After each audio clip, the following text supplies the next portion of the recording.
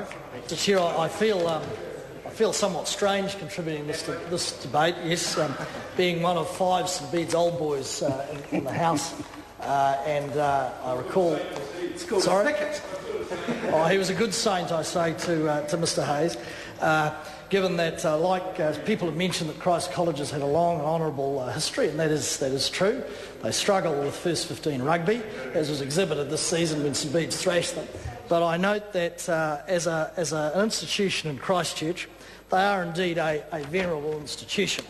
And though there was some not so much religious but school rivalry, especially in Christchurch, we note that I think St Bede's holds the record for the largest number of MPs. I wasn't going to say the largest member. I know Jerry Brownlee is a former St Bede's old boy, but the largest number of members of Parliament at one time in this House. It used to be 6 when Mr Blumsky was a member of the Parliament.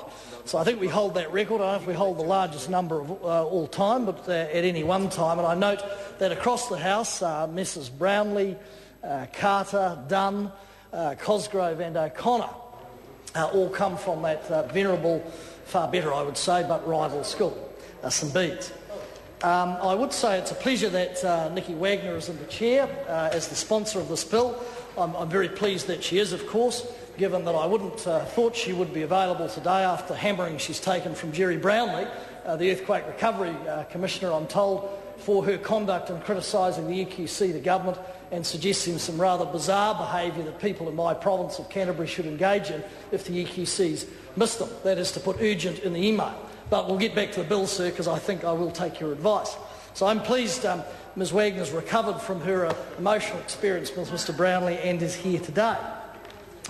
Look, this bill is a technical bill. I note with interest that it is very similar to legislation that was, or mirrors a very similar private legislation to expedite the handling of trusts by other churches or church organisations, Presbyterian, Catholic and Methodist churches, and it does promote a tidy-up. I note and I'm not sure if this is still the case, in my electorate of Waimakariri around Redwood suburb in my patch, that there are a number of leasehold properties, or used to be anyway, that Christ College had ownership of, and I assume, not knowing the intricacies of this bill back to back, that those properties will also be covered in the tidy-up of this trust legislation.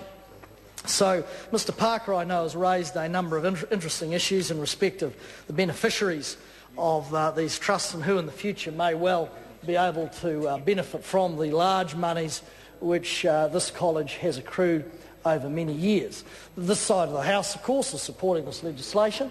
I don't believe there's any politics apart from inter-school rivalry in the chamber in respect of this, and it will receive, I'm told, reasonably swift passage as we go through this evening. It amends the Christ College Canterbury Act 1910. I'm just trying to recall who is the older school within Canterbury.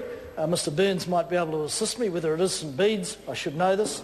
I think it may be a Christ College. By how many years? By some time. There speaks possibly a Christ College old boy. Oh, Lincoln. Okay, another venerable institution in our province. Absolutely. So it is a very old and venerable college. It has administered large... Sorry? 1850. Oh, I'm glad we have some closet historians in the chamber. 1852 or 55, Mr King says. But it does attempt in a modern way to bring together the administration of property vested in the college, where the intended purpose or purposes for which property assets was given or vested in the college. A number of the clauses and areas of the legislation are obviously now archaic or redundant.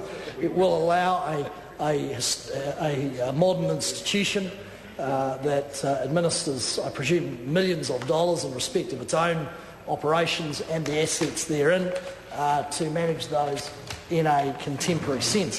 So, Mr Chair, I won't labour the point in respect of support for this bill. As I say, I do feel slightly uneasy, being of Irish Catholic St Bede's stock, supporting I've overcome it well, my colleague said.